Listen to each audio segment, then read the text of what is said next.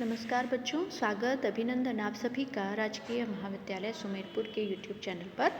आज हम इतिहास के विषय के अंतर्गत प्रथम वर्ष के अंतर्गत द्वितीय पेपर, जिसमें प्राचीन भारत में प्रमुख शिक्षा के केंद्रों के बारे में एक टॉपिक दिया गया है। संस्कृति के अध्ययन के अंतर्गत ही हम पढ़ देंगे इनके बारे में हम बात करें।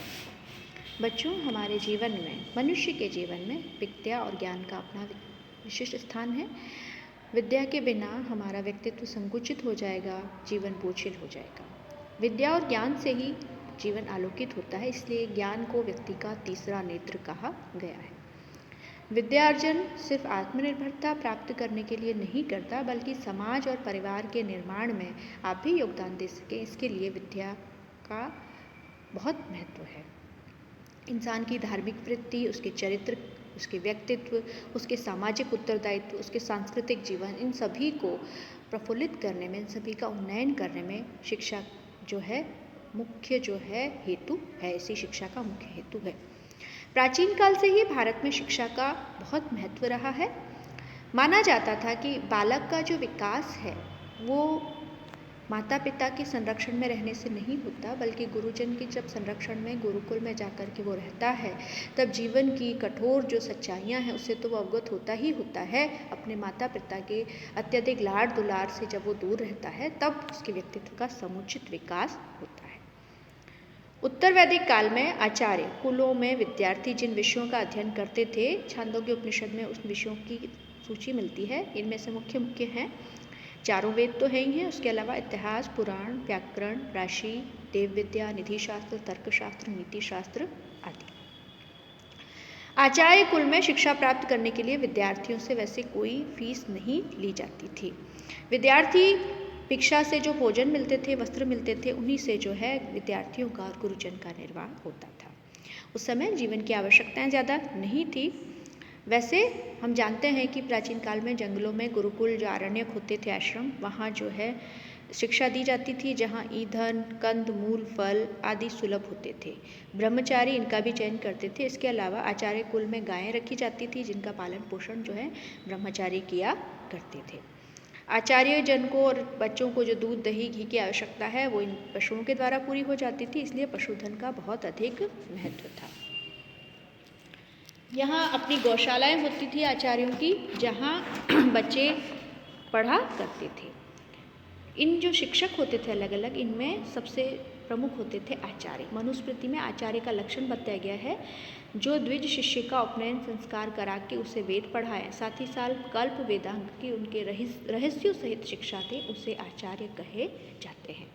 आचार्य के अधीन जो अध्यापन करते थे उन्हें उपाध्याय कहते थे। मनु के अनुसार जो द्विज वेद के एक देश यानी एक भाग का और वेदांगों का अध्ययन करे और उससे ही अपनी पारिश्रमिक ग्रहण करे, वे उपाध्याय कहलाते हैं। इसके अलावा आचार्य कुल में गुरु और शिष्य का संबंध बहुत इम्पोर्टेंट माना जाता था। शिष्य के आचार्य ही पिता होता था और सावित्री विद्या उसकी माता होती थी। इसके बाद में जब विद्यार्थी शिक्षा को पूर्ण करता था तो उसका समावर्तन या दीक्षांत संस्कार होता था। समावर्तन के अवसर पर गुरु जो उपदेश देता था उसका विवरण तैत्तिरीय उपनिषद में मिलता है। पूरे जब बच्चे को शिक्षक पढ़ाया करते थे, आचार्य, उपाचार्य, उपाध्याय, तब तो कोई दक्षिणा नहीं लेते थे, लेकिन जब विद्या की समाप्ति, शिक्षा का जो समाप्ति हो जाती थी औपचारिक शिक्षा की, तब अपने सामर्थ्य के अनुसार वे दक्षिणा अवश्य देते थे और इन्हीं से आचार्यों की आमदनी का महत्वपूर्ण स्रोत ये माने जाते थे। इसके बाद में जब बौद्ध धर्म का प्रवेश भारत में हुआ तो उनकी शिक्षाओं से भी प्रभावित होकर कई सारे लोग बौद्ध संघ में सम्मिलित होने लगे। उस युग में बौद्ध विहारों को राजा, महाराजा, गृहस्थ, राजा सभी उदारपूर्वक दान देते थे, जिसके कारण ये कई सारे विहार बौद्ध युग में स्थापित हो गए। इन विहारों में भी शिक्षा के महत्वपूर्ण केंद्र होते थे। इन्हीं में से कुछ केंद्रों की हम चर्चा आज करने जा रहे हैं। सबसे पहले जिस यूनिवर्सिटी की मैं बात करने जा रही हूँ वो भारत की ही नहीं, विश्व के प्राचीनतम विश्वविद्यालयों में से एक है, तक्षशिला विश्वविद्यालय। आजकल ये पाकिस्तान में स्थित है। शिक्षा के केंद्र के रूप में इसकी प्रसिद्धि 7वीं सदी ईसा पूर्व यानी बुद्ध से भी पहले हो गई थी। ऐसा उल्लेख मिलता है कि इस शहर की स्थापना भरत के पुत्र तक्ष ने की थी। कहते हैं खुद ने की और अपने पुत्र तक्ष को इसका प्रशासन सौंपा, इसके नाम तक्षशिला हो गया। महाभारत से ज्ञात होता है कि जन्मेजय ने अपना नाग यज्ञ यहीं संपन्न किया था। इससे स्पष्ट हो जाता है कि उत्तर वैदिक काल तक तक्षशिला एक प्रमुख नगर के रूप में विकसित हो चुका था, और जब नगर होंगे तो विद्वान व्यक्ति तो वहाँ पढ़ने पढ़ाने आएंगे ही होंगे, ज्ञान की चर्चाएं तो हो ही गी। तक्षशिला में शिक्षा 16 वर्ष की आयु में प्रारंभ होती थी। इससे पहले जो विद्यार्थी हैं वो अपने अपने नगरों में शिक्षा प्राप्त करते थे। बाद में उच्च शिक्षा प्राप्त करने के लिए यूनिवर्सिटी या तक्षशिला में आया करते थे। शिक्षा अपने नगरों में मिल सकती थी, लेकिन राजा और अन्य धनी लोग अपने, जैसे आज भी बच्चे जो हैं कैम्ब्रिज, ऑक्सफोर्ड यूनिवर्सिटी जाते हैं, उसी तरह उस दौरान भी 6वीं शताब्दी 7वीं शताब्दी ईसा पूर्व में भी उच्च अध्ययन के लिए लोग तक्षशिला आया करते थे। एक जातक कथा में तक्षशिला की शिक्षा विधि पर बहुत प्रकाश पड़ता है। बताते हैं कि शिक्षा प्राप्त करने का शुल्क 1000 काशार्पण था। जो बच्चा शुल्क दे सकता था, फीस दे सकता था, वे आचार्य के घर में ज्येष्ठ पुत्र की तरह रहते थे। जिस प्रकार घर के बड़े लड़के का ध्यान रखा जाता था, उसी तरह इन विद्यार्थियों को भी आराम का ध्यान रखा जाता था। उन्हें किसी तरह की श्रम करने की आवश्यकता नहीं थे। ऐसे जो शुल्क अदा करते थे, इन विद्यार्थियों को आचार्य भागदायक कहा जाता था। कई बच्चे गरीब परिवारों से भी होते थे, जैसा कि हम जानते हैं कि चंद्रगुप्त मौर्य ने भी यहीं आकर के शिक्षा प्राप्त की थी। इनको जो है स्वावलंबी बनकर दिन में काम करते थे और ये लोग रात में पढ़ा करते थे। ऐसे विद्यार्थियों को धम्मंती वासिक कहा जाता था। तक्षशिला की जो प्रसिद्धि थी, यश था, उसके कारण कई गरीब परिवार भी जो है वहाँ पढ़ने आते थे। उनको आचार्य की तरफ से काम दिया जाता था और काम पर वो अपना खर्चा चलाया करते थे। देश के कोने कोने से विद्यार्थी यहाँ आते थे। यहाँ वाराणसी, पाटलिपुत्र, राजगृह, मिथिला, उज्जैनी आदि नगरों के भी विद्यार्थी होते थे।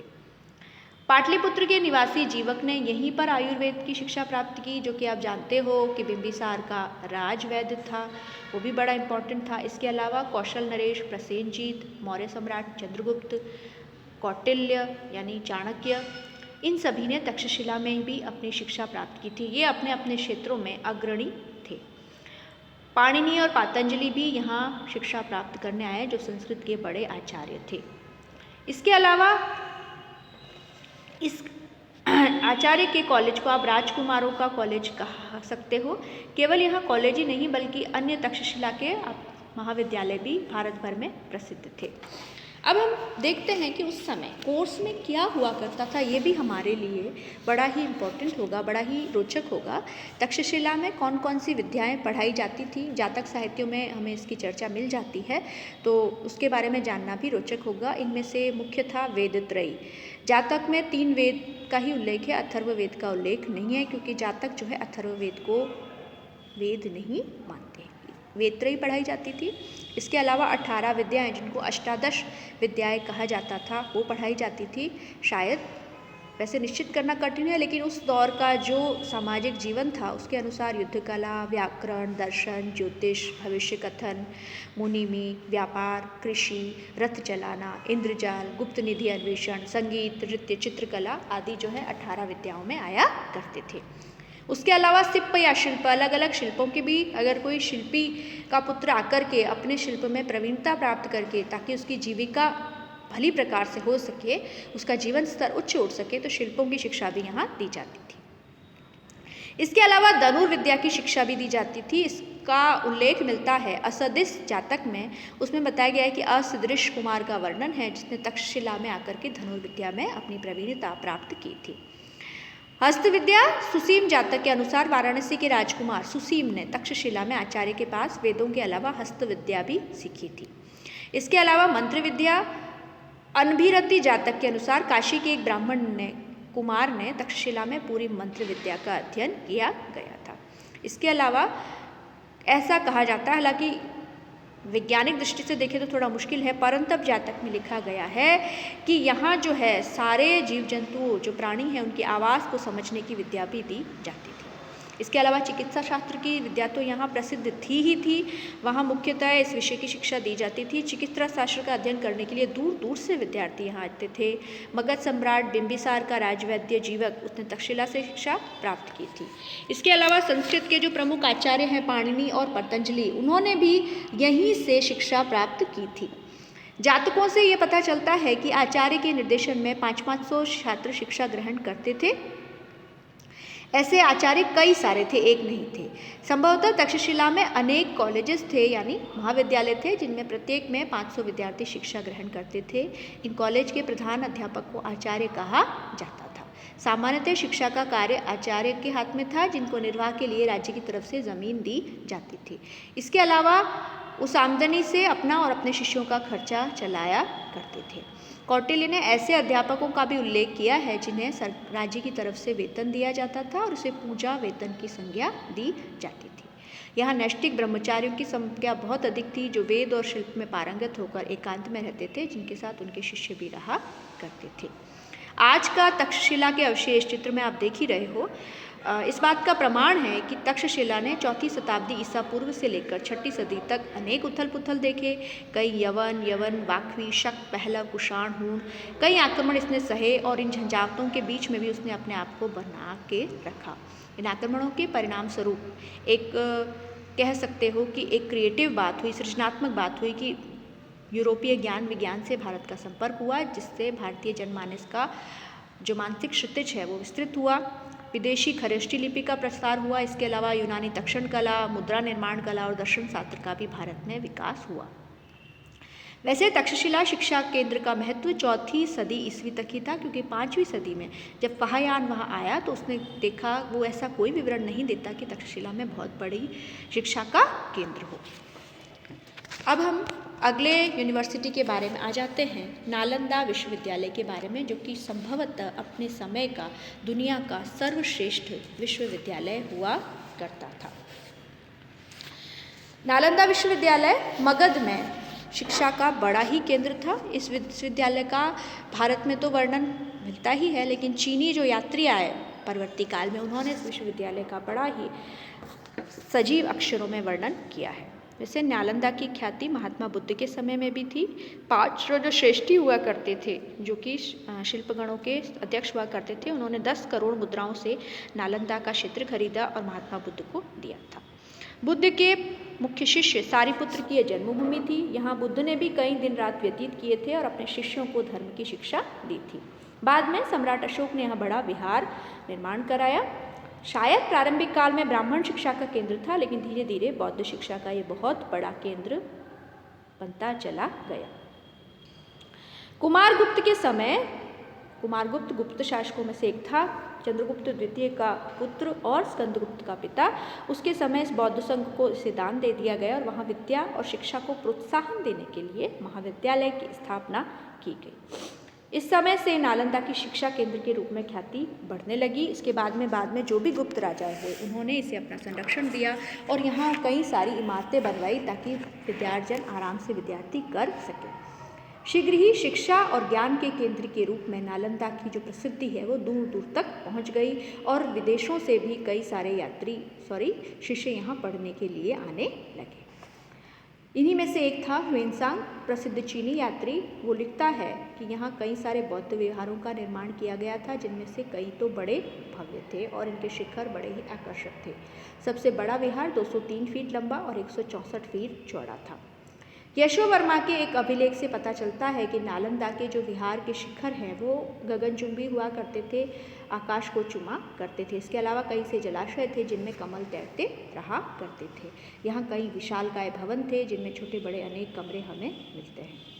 नालंदा विश्वविद्यालय के संचालन के लिए खर्च के लिए 200 गांव जो है दान में दिए गए थे। इन गांवों की आय से भिक्षु जो कार्यकर्ता थे, विद्यार्थी थे, उनका पोषण हुआ करता था। अब इस संस्था में प्रवेश करना आसान नहीं था, बड़े कठोर नियम थे। सबसे पहले उनके लिए एक परीक्षा का आयोजन किया जाता था। ये परीक्षा द्वार पंडित लेता था। महाविहार में प्रवेश द्वार को लांघने के लिए जो द्वार पंडित की परीक्षा थी उसे पास करना अनिवार्य था। ये परीक्षा बहुत कठिन थी। वो बताता है कि इस परीक्षा में हमेशा 8 से 10 विद्यार्थी असफल होते थे, केवल 1 या 2 सफल हुआ करते थे। जो शास्त्रार्थ में द्वार पंडित को पराजित कर लेता था वो महाविहार में प्रविष्ट हो जाता था। उसके बाद उन्हें कड़ी मेहनत करनी पड़ती थी। इत्सिंग नाम का एक यात्री, चीनी यात्री 7वीं सदी में भारत आया और 671 में चीन की तरफ गया। 673 में ताम्रलिप्ति के बंदरगाह पर पहुंचा। उसके भारत आने का उद्देश्य था बौद्ध धर्म का उच्च ज्ञान प्राप्त करना और यहाँ से धर्म की प्रामाणिक पुस्तकों को इकट्ठा करके चीन ले जाना। इसलिए उसका ज़्यादातर समय जो है नालंदा में व्यतीत हुआ। उसने यहाँ पर लगभग 400 ग्रंथों का अध्ययन किया, जिसमें 5 लाख के करीब श्लोक थे। इत्सिंग लिखता है कि यहाँ 3000 के करीब विद्यार्थी थे, किंतु हेनसांग जब आया तब यहाँ 10,000 के आसपास विद्यार्थी हो गए। हेनसांग के समय विश्वविद्यालय के प्रधान कुलपति थे शीलभद्र, वाइस चांसलर आप कह सकते हो, जो कि अनेक विषयों में प्रारंभक थे। शीलभद्र से पहले धर्मपाल इस विद्यालय का कुलपति था। हेनसांग भी यहाँ के प्रधान शिक्षकों में से एक था। वो तो विद्वान था ही था बौद्ध विषयों का। यहाँ अलग अलग विषयों की शिक्षा दी जाती थी। अलग अलग प्रदेशों से, सुदूर देशों से लोग विद्यार्थी यहाँ पढ़ने आया करते थे, जिनमें चीन, तिब्बत, कोरिया आदि से लोग आया करते थे। नालंदा के शिक्षक अपने ज्ञान के लिए, अपनी विद्वता के लिए सभी जगह प्रसिद्ध थे। कई शिक्षक तो ऐसे थे कि उनकी ख्याति दूर दूर तक फैली हुई थी। यहाँ लाइब्रेरी हुआ करती थी, जिसे उसको धर्म यज्ञ कहा जाता था। इसकी 3 विशाल इमारतें थीं। नाम थे रत्नसागर, रत्नोदधि और रत्न रंजक। इन तीनों से मिलकर ही भव्य लाइब्रेरी या पुस्तकालय का निर्माण हुआ था। रत्नोदधि 9 मंजिल ऊंचा था, जिसमें धर्म ग्रंथों का संग्रह किया गया था। इस विश्वविद्यालय में अध्यापन के लिए कक्ष बहुत बड़े थे। इनमें 7 तो विशाल व्याख्यान भवन थे, लेक्चर के जो रूम होते थे, और 300 छोटे लेक्चर रूम थे। कुल मिलाकर हमेशा लगभग 100 के करीब लेक्चर का आयोजन किया जाता था। यहाँ बौद्ध धर्म की महायान शाखा का अध्ययन कराया जाता था। इसके अलावा पाली भाषा की शिक्षा अनिवार्य रूप से दी जाती थी। यहाँ नागार्जुन, वसुबंधु, असंग, धर्मकीर्ति कई सारे महायान विद्वान थे, जिन्होंने अपने अपने ज्ञान से इस विश्वविद्यालय को आलोकित किया था। हेनसांग ने ऐसे कई सारे आचार्यों का उल्लेख किया है, जो कि अपने अपने विषयों के प्रकांड पंडित हुआ करते थे। हेनसांग और इत्सिंग के अलावा भी अन्य कई विदेशी विद्वान नालंदा में उच्च शिक्षा प्राप्त करने के लिए आया था। श्रमण हिएचियन 7वीं सदी में नालंदा आया और 3 वर्षों तक यहाँ रहा। भारत में उसे प्रकाश मणि नाम से जाना गया था। कोरिया का एक भिक्षु आर्यवर्मन भी बहुत दिनों तक नालंदा में रहा और यहीं उसकी मृत्यु हुई। इसके अलावा कई सारे हमें उदाहरण मिलते हैं। नालंदा महाविहार 11वीं सदी तक भारत का प्रधान शिक्षा केंद्र रहा। उस समय तक पाल शासकों ने इसी के तर्ज पर विक्रमशिला विश्वविद्यालय की स्थापना कर दी थी, जिसे इनका संरक्षण भी प्राप्त था। विक्रमशिला के बाद में नालंदा की कीर्ति कुछ धुंधली पड़ने लगी और हास के चिन्ह प्रकट होने लगे। बाद में मोहम्मद बिन बख्तियार खिलजी ने जब आक्रमण किया बिहार पर, तो उसने नालंदा के इस विश्वविद्यालय को अंतिम रूप से इसका विनाश कर दिया। अब बौद्ध धर्म के ही एक प्रसिद्ध शिक्षा केंद्र विक्रमशिला विश्वविद्यालय पर बात करते हैं। ये भी मगध में ही था, बिहार ही कह सकते हो। इसकी स्थापना 9वीं सदी में बंगाल के पाल वंशी राजा धर्मपाल ने बिहार में भागलपुर से 25 मील दूरी पर की थी। पाल वंश के जो लोग थे वो बौद्ध धर्म के अनुयायी थे और उन्होंने अपने आप को परम परमेश्वर, परम भट्टारक, महाराजा धीराज की उपाधि से धर्मपाल ने अपने को विभूषित कर रखा था। धर्मपाल ने विक्रमशिला में एक महाविहार बनाया और वहाँ 108 आचार्यों की नियुक्ति की। इस शिक्षा केंद्र को पालवंशियों ने बड़ा ही संरक्षण दिया। इसके खर्च के लिए धर्मपाल और उसके बाद में उसके जो भी परवर्ती राजा हुए पालवंश के, उन्होंने बहुत अधिक मात्रा में दान दिया। बहुत से विद्यार्थी यहाँ शिक्षा ग्रहण करने के लिए आने लगे। पूर्व मध्य युग के नगरों में सबसे बड़ा जो शिक्षा के रूप में प्रसिद्ध था वो विक्रमशिला ही था। नालंदा की तरह विक्रमशिला में भी द्वार पंडित होता था, जिसको की परीक्षा देकर ही आप उस यूनिवर्सिटी में प्रवेश करते थे। यहाँ द्वार पंडितों की संख्या 6 थी, जिससे लगता है कि शायद यहाँ 6 अलग अलग कॉलेज या महाविद्यालय रहे होंगे और हर एक महाविद्यालय में प्रवेश लेने के लिए अलग अलग द्वार पंडित हुआ करता था। इन 6 द्वार पंडितों की समिति का संचालन विश्वविद्यालय का संचालन होता था, जिसका प्रधान महास्थविर हुआ करता था। तिब्बती लेखक तारानाथ ने बताया है कि विक्रमशिला के दक्षिण द्वार का द्वार पंडित प्रज्ञा करमती था। पूर्वी द्वार का रत्नाकर शांति, पश्चिमी द्वार का बागेश्वर कीर्ति, उत्तरी द्वार का नारोपंत, प्रथम केंद्रीय द्वार का रत्नवज्र और द्वितीय केंद्रीय द्वार का द्वार पंडित ज्ञानश्री मित्र था। द्वार पंडित उच्च कोटि का विद्वान हुआ करता था। विक्रमशिला विश्वविद्यालय के प्रत्येक महाविद्यालय में शिक्षकों की संख्या 108 थी। इस तरह से हम देखें तो टोटल 648 के आसपास शिक्षक यहाँ हुए करते थे। वैसे कितने विद्यार्थी थे उसका अनुमान ही हम लगा सकते हैं, क्योंकि लिखित में हमें कोई साक्ष्य नहीं मिले हैं, लेकिन जो सभा भवन है उसके आधार पर हम कह सकते हैं कि 8000 व्यक्ति यहाँ एक साथ बैठ सकते थे, यानी हजारों में यहाँ विद्यार्थी शिक्षा ग्रहण करने के लिए आया करते थे। विश्वविद्यालय के चारों तरफ एक प्राचीर थी, जैसे कि किलों के चारों तरफ होती है। इस विश्वविद्यालय के विहार के कक्षों में लेक्चर हुआ करते थे। धर्म और दर्शन की हमेशा चर्चाएं आयोजित की जाती थी। कई सारे विज्ञान जैसे रक्षित, विरोचन, ज्ञानपाद, बुद्ध, जैतारी, रत्नाकर, शांति, ज्ञानश्री मित्र, रत्नवज्र, दीपंकर और अभ्यंकर, ये सारे जो थे यहाँ के प्रसिद्ध विद्वान थे। दीपंकर नामक विद्वान ने तो लगभग 200 पुस्तकों की रचना की। वो अकेला ऐसा शिक्षक था जो कि बंगाल या गौड़ प्रदेश का था। उसका जन्म 980 ईस्वी में हुआ था। इस विश्वविद्यालय में बौद्ध धर्म और दर्शन के अलावा न्याय, तत्वज्ञान, व्याकरण आदि की भी शिक्षा दी जाती थी। यहाँ सबसे बड़ी धर्मनिरपेक्ष शिक्षा की विशेषता ये है कि यहाँ बौद्ध साहित्य के साथ साथ वैदिक साहित्य की भी शिक्षा दी जाती थी। किंतु यह विश्वविद्यालय वज्रयान, जो कि 7वीं सदी के आसपास पनपा, उसका अध्ययन का सबसे प्रामाणिक केंद्र था। इस युग में भारत में तंत्र विद्या का विकास बहुत अधिक हो चुका था। चाहे बौद्ध धर्म हो या हिंदू धर्म, दोनों में ही तांत्रिक साधना को महत्वपूर्ण दिया जाने लगा। तंत्रवाद को महत्वपूर्ण बनाने का श्रेय इस विश्वविद्यालय को ही जाता है। 10वीं सदी में यहाँ के विद्यार्थियों की संख्या काफ़ी थी, जो कि आप नालंदा के बराबर कह सकते हो। वास्तव में अगर हम देखें तो पूर्व मध्ययुगीन भारत में जो सबसे महत्वपूर्ण शिक्षा केंद्र है वो यही है। इस विद्यालय का समस्त व्यय बड़े बड़े दानदाताओं के दान और भेंट पर चलता था। आवास और भोजन का प्रबंध विश्वविद्यालय की ओर से किया जाता था। भिक्षु अध्यापक विश्वविद्यालय के प्रबंधन में हाथ बटाया करते थे। पूर्व मध्ययुग में जब मुस्लिम आक्रमण हुए तो कई सारे भारतीय प्राचीन शिक्षा केंद्रों का विनाश हुआ। उन्हीं में से विक्रमशिला भी था, जिसे 1203 में बख्तियार खिलजी ने तोड़कर जलाकर उसे नष्ट कर दिया।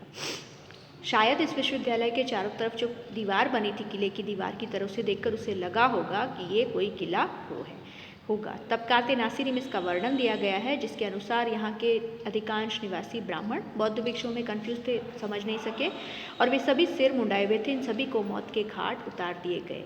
यहाँ हिंदू धर्म से भी संबंधित कई सैकड़ों पुस्तकें थी, जिसे समझाने के लिए मुस्लिमों ने बचे हुए पंडितों को बुलाया, लेकिन कोई भी पंडित पुस्तकों के अर्थ को नहीं समझ सका, शायद क्योंकि सारे ही विद्वान मार दिए गए थे।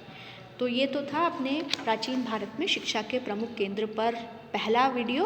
दूसरा वीडियो भी 1-2 दिन में आपके YouTube चैनल पर डाल दिया जाएगा। उम्मीद करती हूँ कि इससे जो है आपको विद्या के परिमार्जन में, नई बातों के अन्वेषण में ये वीडियो ज़रूर सहायक होगा।